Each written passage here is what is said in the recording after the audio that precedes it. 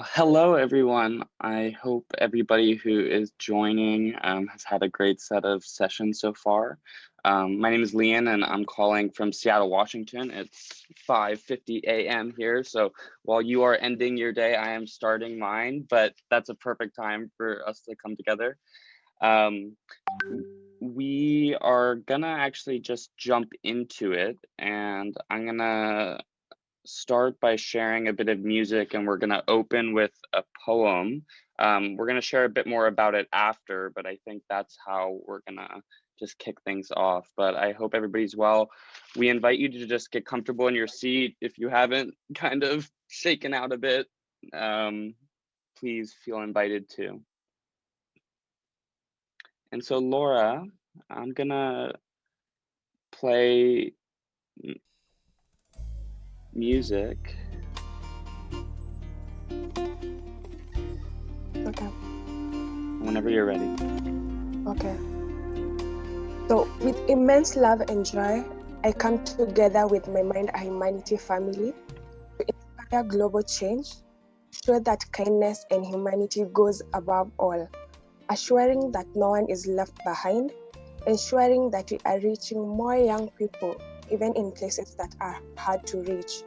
To show empathy is at the heart of it all, to gather together, inspiring one another, to promote warmth in cold water, coming together virtually as if we are in the same home, caring for one another across the continent and across the globe. Every day is blessing each one with a smile, to share love, compassion, and social impact and human rights, which the world needs more of, especially in the pandemic, comforted by the knowledge that we are all one family, loving, sharing, celebrating our diversity. Thank you.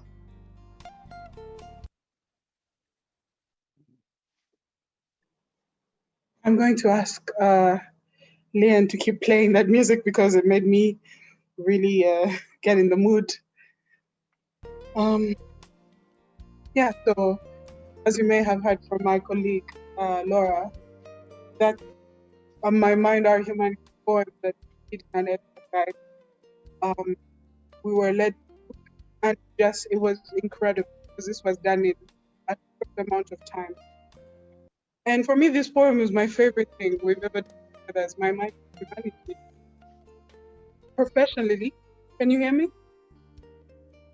Professionally, we have collaborated on a lot.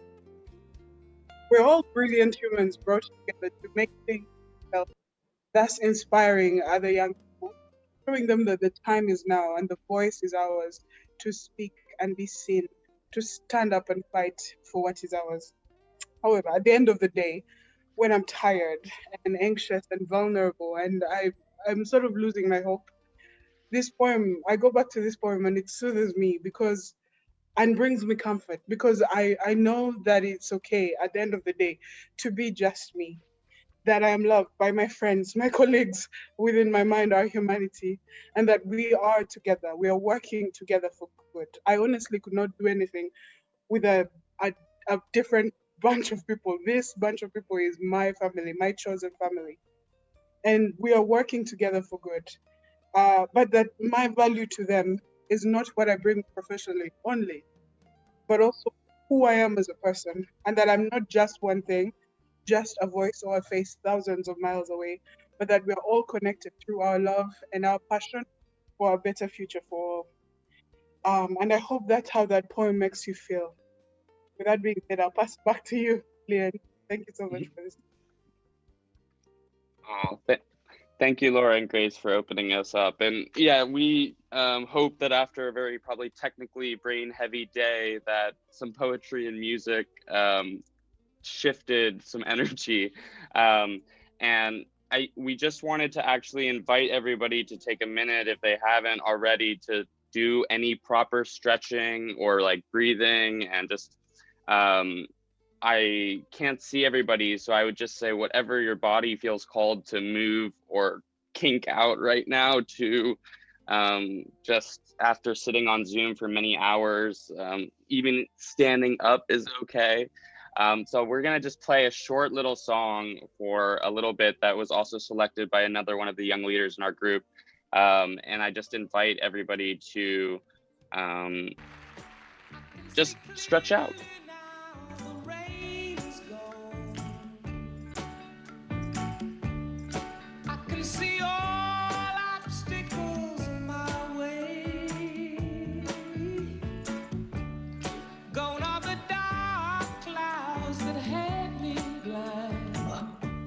It's gonna be a bright, bright, bright, bright, sunshiny day.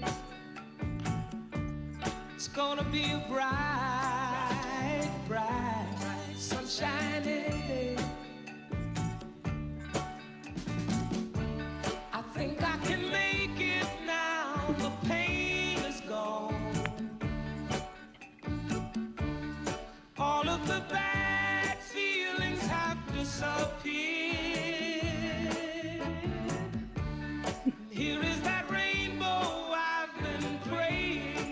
All right, as you finish any last stretches and come back, if you were moving, keep moving, but we don't want to stop you.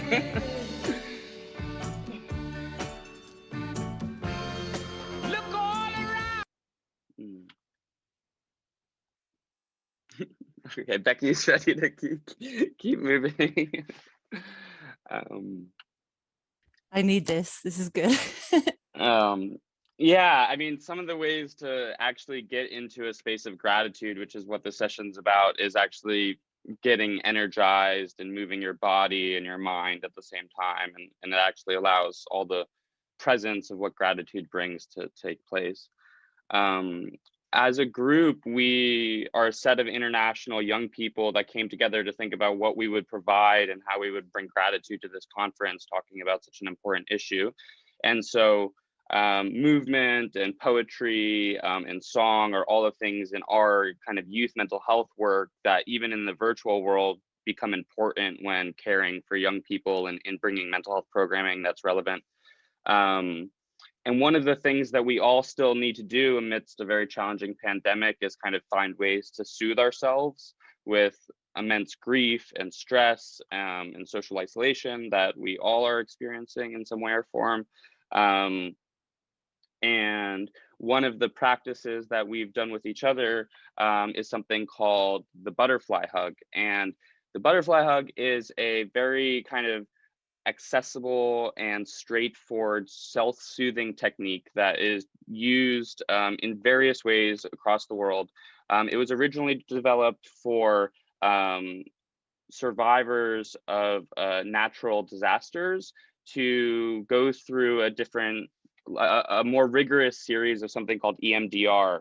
But the basic idea for the technical friends on the call is that when we're in stress response, our brain goes into a direct series of stress reaction. And when we're in that, some of our processing to go from one stage of conscious behavior to another becomes stunted, or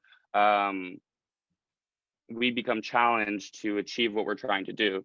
And one of the ways to achieve regulation during stress is by activating the right and left sides of our brain and using movement and breathing to center ourselves. So in some of my work, doing body scans and exercises and different things like that with people that are in stress, we use something called the butterfly hug as a way of self-soothing. And so we wanted to teach it to all of you as it's an accessible tool for anybody, anywhere, if they're feeling stressed, to actually achieve some self-soothing. And so the basic technique, and if people want to turn their videos on and practice with us, is you cross your arms over your head and you give yourself a hug. And the way the basic technique works is that you practice by tapping first. So you can get a slow tap, and then with the cross with your arms it helps activate the different kind of right and left sides of your brain to instigate just a calm connected motion. And even by doing this kind of lightly tapping, you can almost feel that it feels almost calming. And the next step that we often do with people is we pair it with a phrase such as, I am okay. I am okay. And I think for today's one, we can, if you're feeling in a space of gratitude for all of the content that you've had, or wherever you are in the world, or your family, or just to be alive, I think even like I am grateful can work for us too. And so maybe we'll just do that together. I am grateful. I am grateful. I am grateful.